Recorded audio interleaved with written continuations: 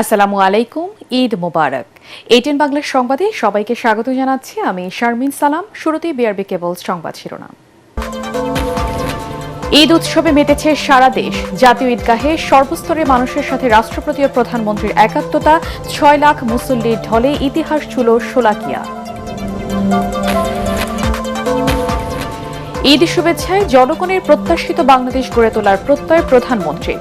পরিবার ও দলের নেতাকর্মীদের নিয়ে বাবা মায়ের কবর জিয়ারত তারেক রহমানের।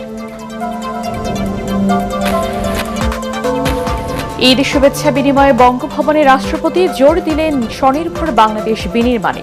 মিন্টু রোডে ভয়ের সংস্কৃতি ঠেকাতে ঐক্যবদ্ধ থাকার আহ্বান বিরোধী দলীয় নেতার। শুনছিলেন বিআরবি কেবল সংবাদ শিরোনাম, এবারে বিস্তারিত। ৩ যুগ পর জাতীয় ঈদগাহে একসাথে পবিত্র ঈদ উল ফিতরের নামাজ আদায় করলেন রাষ্ট্রপতি ও প্রধানমন্ত্রী। সকাল 8:30টায় শুরু হয় জামাত। অংশ নেন সর্বস্তরের মানুষ। নামাজ শেষে বাংলাদেশের সমৃদ্ধি ও বিশ্বজুড়ে যুদ্ধ বন্ধে মহান আল্লাহর দরবারে প্রার্থনা করেন মুসল্লিরা। আজিজুল হাকিম পলাশ ও নিরঞ্জন দেবের ক্যামেরায় রিপোর্ট করছেন মাহবুব কবির চপল।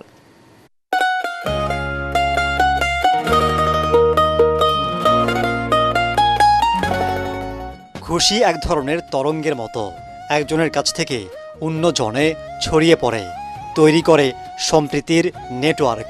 সেখানে সামিল হন রাষ্ট্রপতি, প্রধানমন্ত্রী থেকে শুরু করে সাধারণ মানুষ। সেই সুযোগ করে দিয়েছে ঈদের জামাত।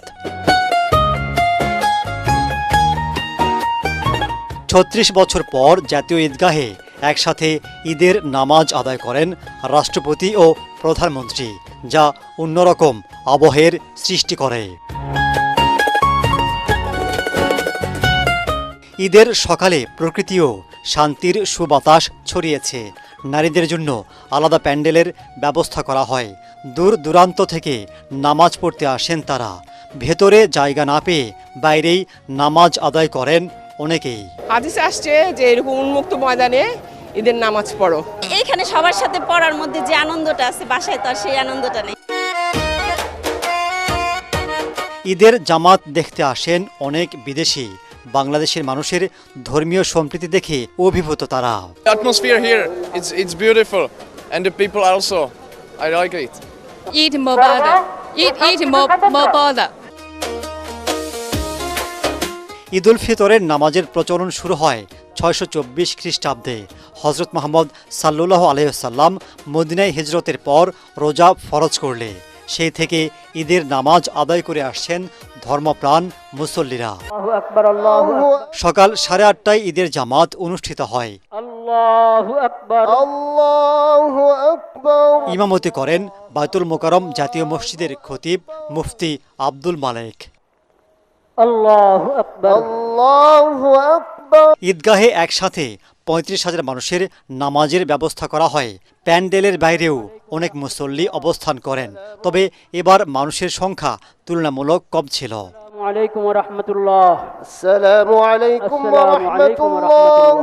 নামাজ শেষে দেশ ও মানুষের কল্যাণে মোনাজাত করা হয়। وعلى آله وصحبه أجمعين والحمد لله رب العالمين। পরে রাষ্ট্রপতি প্রধানমন্ত্রী সাধারণ মানুষের সাথে কুশল বিনিময় করেন। শুধু ঈদের একদিন নয়, সারা বছর ভালো থাকার প্রত্যাশা মুসল্লিদের। মধ্যপ্রাচ্য সহ বিশ্বের বিভিন্ন দেশে যুদ্ধ বিগ্রহ শেষে শান্তি প্রতিষ্ঠিত হবে এমন প্রার্থনা ছিল সবার কণ্ঠে। রাষ্ট্রপতি প্রধানমন্ত্রী একসাথে নামাজ পড়ছে, এই জন্য দেশবাসী এবং আমরা খুব আনন্দিত। আইন শৃঙ্খলার নামে অনেক বেশি হ্যারাসমেন্ট ছিল, যেটা এই বছর পাইনি। এতদিন পর এরকম একটা আবহাওয়া পাওয়াটা আসলে খুব ভাগ্যের একটা ব্যাপার। আমরা অনেক আশাবাদী, ভালো কিছু সামনে আমরা দেখব, এটাই আশা করি এবং দোয়াও করেছি। সেটাই বিশ্বের সকল মুসলমানের জন্য দোয়া করছি, দেশের মঙ্গলের জন্য দোয়া করছি। নামাজ পড়েছি, হেঁটেছি, আর অনেক কিছুই করেছি। প্রত্যেকটি ভালো কাজের পুরস্কার দেন মহান আল্লাহ তাআলা। 1 মাস সিয়াম সাধনার পর ঈদ মুসলমানদের জন্য পুরস্কার পাবার দিন। এতে একদিকে রয়েছে গুনাহ মাফের সুযোগ, অন্যদিকে রয়েছে আত্মশুদ্ধির সংকল্প। মাহবুব কবির চপল, এটিএন বাংলা, জাতীয় ঈদগাহ ময়দান, ঢাকা। এদিকে রাজধানীর বায়তুল মোকাররম জাতীয় মসজিদে 5টি জামাত অনুষ্ঠিত হয়।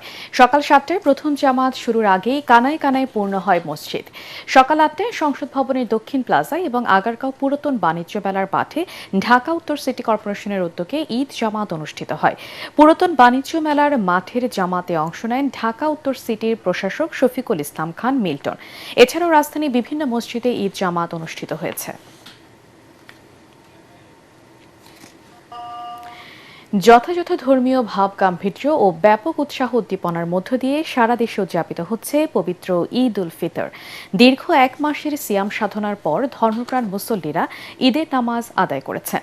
প্রায় 6 লাখ মুসল্লির অংশগ্রহণে কিশোরগঞ্জের শোলাকিয়ায় অনুষ্ঠিত হল 199তম ঈদ জামাত। এদিকে সকাল 9টায় দেশের অন্যতম বৃহৎ ঈদ জামাত অনুষ্ঠিত হয় দিনাজপুরের গৌড়ে শহীদ ময়দানে। নামাজ শেষে দেশ ও জাতির কল্যাণ কামনায় বিশেষ মোনাজাত করা হয়। প্রতিনিধিদের তথ্য ছবিতে বিস্তারিত জানাচ্ছেন মাসুদ রানা।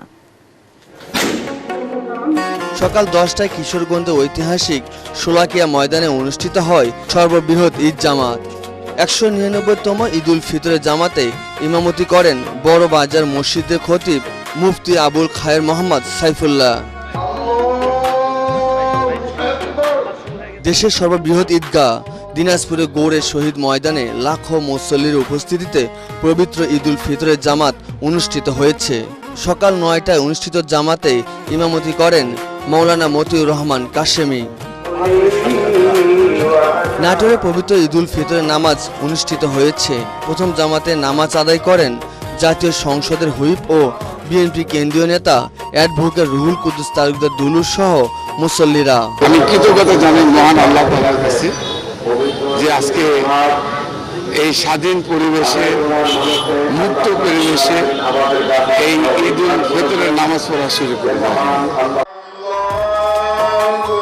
বন্দরনগরী চট্টগ্রামে যথাযথ ধর্মীয় ভাবগাম্ভীর্য ও উৎসবমুখর পরিবেশে উদযাপিত হচ্ছে ঈদ।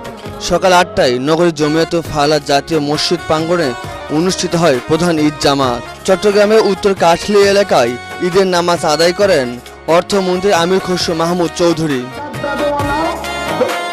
সিলেটের শাহী ঈদগাহে নামাজ আদায় করেন বাণিজ্য মন্ত্রী ও সিলেট 1 আসনের সংসদ সদস্য খন্দকার আব্দুল মুক্তাদির ও প্রবাসী কল্যাণ মন্ত্রী আরিফুল হক চৌধুরী। বরিশালে গৌরনদী কেন্দ্রীয় জামে মসজিদে ঈদের নামাজ আদায় করেন তথ্যমন্ত্রী জহিরউদ্দিন স্বপন।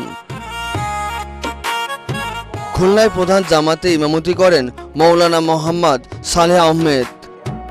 বৈরী আবহাওয়ার কারণে রংপুরের ঈদগাহ ময়দানের পরিবর্তে প্রধান জামাত জেলা মডেল মসজিদে অনুষ্ঠিত হয়েছে। লক্ষ্মীপুর সোনাদিয়া ঈদগাহে পবিত্র ঈদ উল ফিতরের নামাজ অনুষ্ঠিত হয়েছে।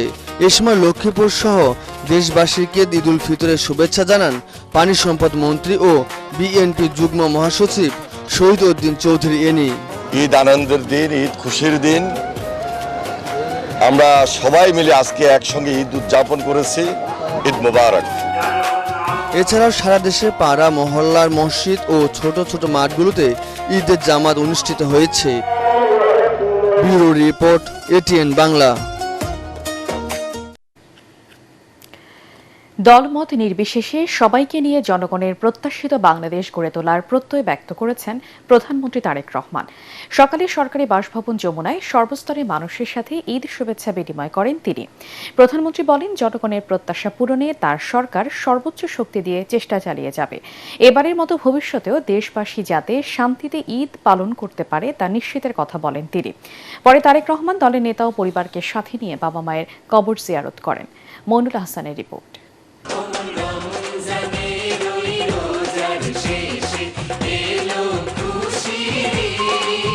যমুনায় ঈদ উৎসব, উচ্ছ্বাস, আনন্দ চারিদিকে।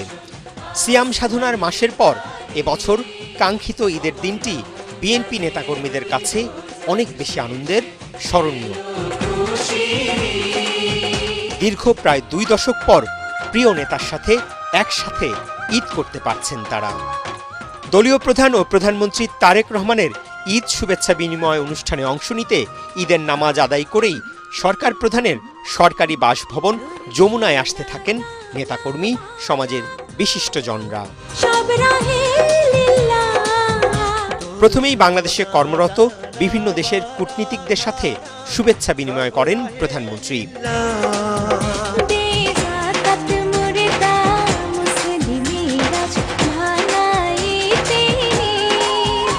পরে বিশিষ্ট ব্যক্তিসহ আমন্ত্রিত অতিথিদের সাথে কুশল বিনিময় ও ঈদ শুভেচ্ছা জানান তারেক রহমান। প্রধানমন্ত্রীকে কাছ থেকে দেখা, শুভেচ্ছা জানাতে আসা বিপুল সংখ্যক নেতাকর্মীদের সামলাতে বেশ বেগ পেতে হয় নিরাপত্তা বাহিনীর সদস্যদের। পরে দেশবাসীকে ঈদ শুভেচ্ছা জানান প্রধানমন্ত্রী।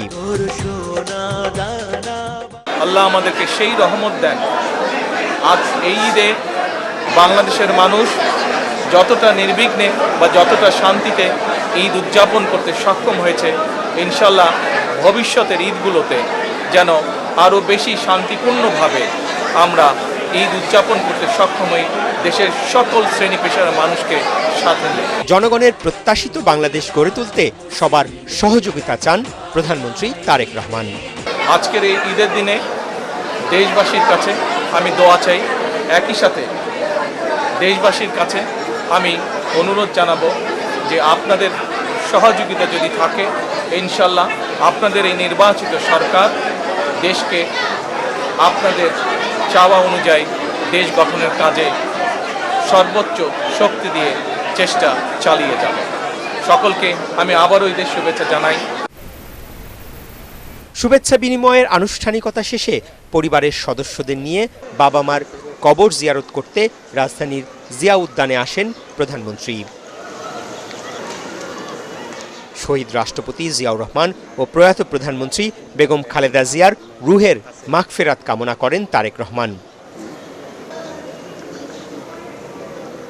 শহীদ রাষ্ট্রপতি জিয়াউর রহমান ও প্রয়াত প্রধানমন্ত্রী বেগম খালেদা জিয়ার রুহের মাগফিরাত কামনা করা হয়।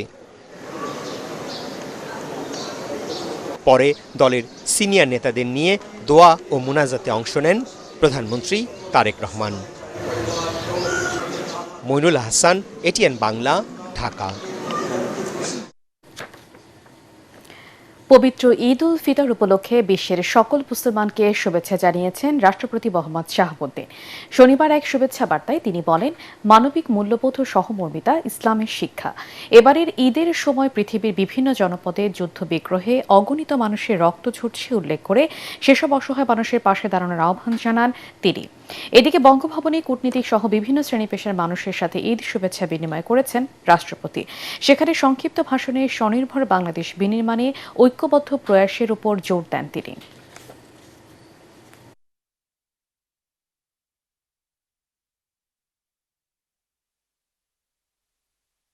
ন্যায়ভিত্তিক, গণতান্ত্রিক, মানবিক ও স্বনির্ভর বাংলাদেশ বিনির্মাণের যে শুভযাত্রা সূচিত হয়েছে, আসুন ঈদের এই শুভক্ষণে আমরা সেই অভিযাত্রায় ঐক্যবদ্ধভাবে সামিল হওয়ার অঙ্গীকার করি। বাংলাদেশে ভয়ের সংস্কৃতি ঠেকাতে সবাইকে ঐক্যবদ্ধ থাকার আহ্বান জানিয়েছেন সংসদের বিরোধী দলীয় নেতা ও জামাত ইসলামের আমির ডক্টর শফিকুর রহমান। বিদেশি কূটনীতিকদের সাথে ঈদ শুভেচ্ছা বিনিময়ের মাধ্যমে তিনি শান্তি প্রতিষ্ঠায় সৌহার্দ্যপূর্ণ বিশ্ব গড়ার বার্তা দেন। বিস্তারিত জানাচ্ছেন সৈয়দ রিয়াজ। পবিত্র ঈদ উল ফিতর উপলক্ষে সংসদের বিরোধী দলীয় নেতা এবং জামাতের আমির দলীয় নেতাকর্মী ও বিভিন্ন শ্রেণী পেশার মানুষের সাথে শুভেচ্ছা বিনিময় করেন। বাংলাদেশের রাজনৈতিক ইতিহাসে প্রথমবারের মতো জামায়াত রাজধানীর মিন্টু রোডে বিরোধী দলীয় নেতার সরকারি বাসভবনে আয়োজন করে এই অনুষ্ঠানের। বয়ের সংস্কৃতি বাংলাদেশে আবার ফিরে আসুক, এটা কেউ চায় না, আমরা চাই না।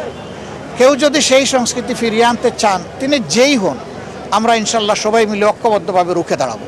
এর আগে একই স্থানে বাংলাদেশে নিযুক্ত বিভিন্ন দেশের রাষ্ট্রদূত, কূটনীতিক এবং বিদেশি মিশনের প্রধানরা আমিরের সাথে সৌজন্য বিনিময় করেন। আমরা একটা সৌহার্দ্যের, একটা ভ্রাতৃত্বের, একটা বন্ধুত্বপূর্ণ বিশ্ব চাই, যেই বিশ্বে হিংসা হানাহানি থাকবে না। শনিবার সকালে রাজধানীর মিরপুরে মণিপুর গার্লস হাই স্কুল মাঠে ঈদ উল ফিতরের নামাজ আদায় করেন ডাক্তার শফিকুর রহমান। সৈয়দ রিয়াজ, এটিএন বাংলা, ঢাকা। ঐক্যবদ্ধভাবে জাতিকে এগিয়ে নেওয়ার প্রত্যাশা ব্যক্ত করেছেন স্বরাষ্ট্রমন্ত্রী সালাউদ্দিন আহমেদ। কক্সবাজারে ঈদ নামাজ শেষে সাংবাদিকদের কাছে কথা জানান মন্ত্রী। জাতিসংঘের তত্ত্বাবধানে অনুষ্ঠিত গ্লোবাল সামিট অন ফ্রডে বাংলাদেশের অংশগ্রহণ নিয়েও কথা বলেন তিনি। দেশের শান্তি, স্থিতিশীলতা, সমৃদ্ধি, উন্নয়নের জন্য আমরা আজকের দিনে প্রার্থনা করি এবং আমরা সবাই ঐক্যবদ্ধভাবে এই জাতিকে এগিয়ে নিয়ে যাই। এটাই আমাদের। এবার ইরান আমেরিকা যুদ্ধ প্রসঙ্গ।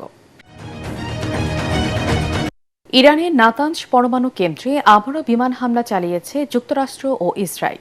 দেশটির রাষ্ট্রীয় টিভি বলছে এতে কোনো ধরনের তেজস্ক্রিয় পদার্থ নির্গত হয়নি, ফলে আশপাশের বাসিন্দাদের কোনো বিপদ হয়নি। তবে হামলার বিষয়ে IAEA-কে জানানো হয়েছে বলে। এদিকে ইরাকের রাজধানী বাগদাদের গ্রিন জোনে আমেরিকান সামরিক ঘাঁটির কাছে ইরানি ড্রোন আঘাত এনেছে।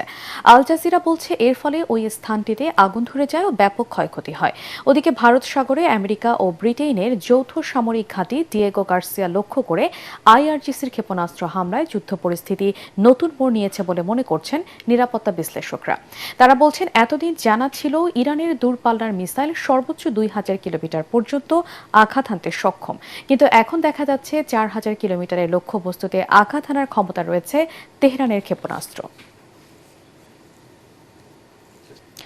বাংলার ঐতিহ্য ও সংস্কৃতি ধারণ করে রাজকীয় আয়োজনে ঈদ র্যালি আয়োজন করেছে জাতীয় নাগরিক পার্টি NCP।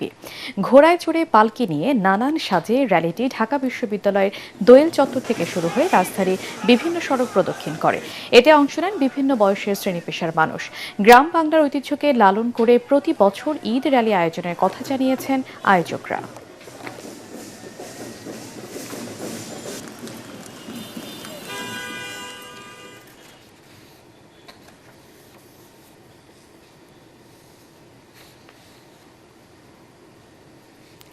এবারে অর্থ সংবাদ।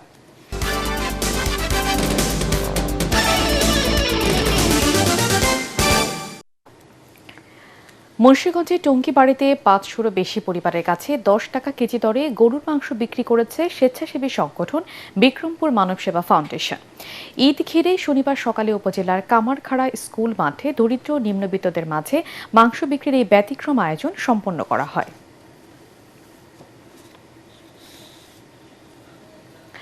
আন্তর্জাতিক সংবাদ।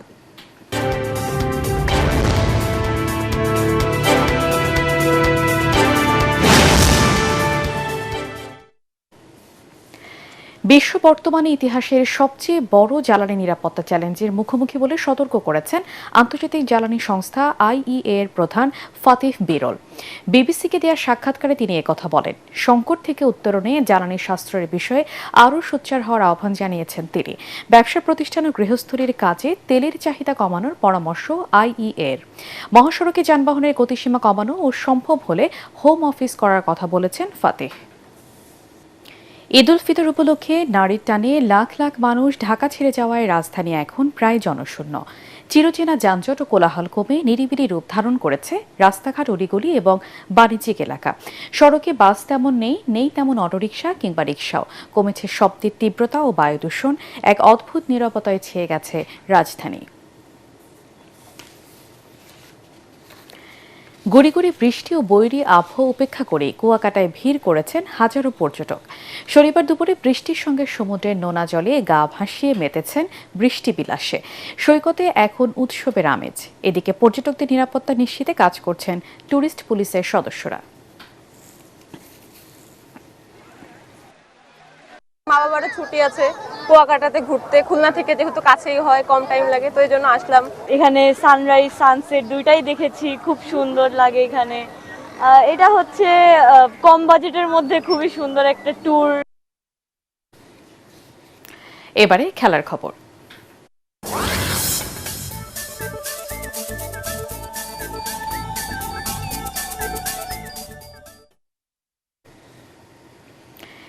স্বাগতিক অস্ট্রেলিয়াকে হারিয়ে এএফসি নারী এশিয়ান কাপে তৃতীয়বারের মতো চ্যাম্পিয়ন জাপান।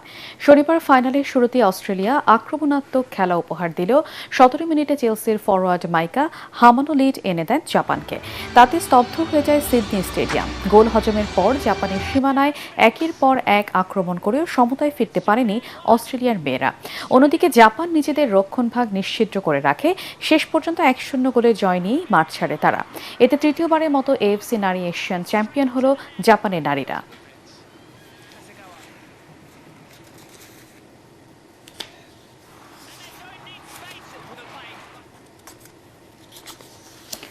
হ্যামস্ট্রিংয়ের চোট থেকে সেরে না ওঠায় ক্রিস্টিয়ানো রোনালদোকে ছাড়াই মেক্সিকো যুক্তরাষ্ট্রের বিপক্ষে প্রীতি ম্যাচ খেলবে পর্তুগাল।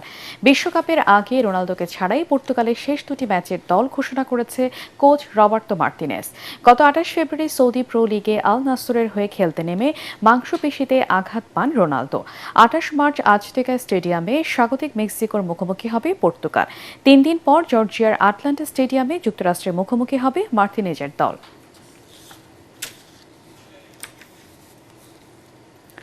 শেষ করার আগে বিআরবি কেবল সংবাদ শিরোনাম আরেকবার। ঈদ উৎসবে মেতেছে সারা দেশ। জাতীয় ঈদগাহে সর্বস্তরের মানুষের সাথে রাষ্ট্রপতি ও প্রধানমন্ত্রীর একাত্মতা। 6 লাখ মুসল্লির ঢলে ইতিহাস ছুঁল শোলাকিয়া। ঈদ শুভেচ্ছায় জনগণের প্রত্যাশিত বাংলাদেশ গড়ে তোলার প্রত্যয় প্রধানমন্ত্রীর। পরিবার ও দলের নেতাকর্মীদের নিয়ে বাবা মায়ের কবর জিয়ারত তারেক রহমানের।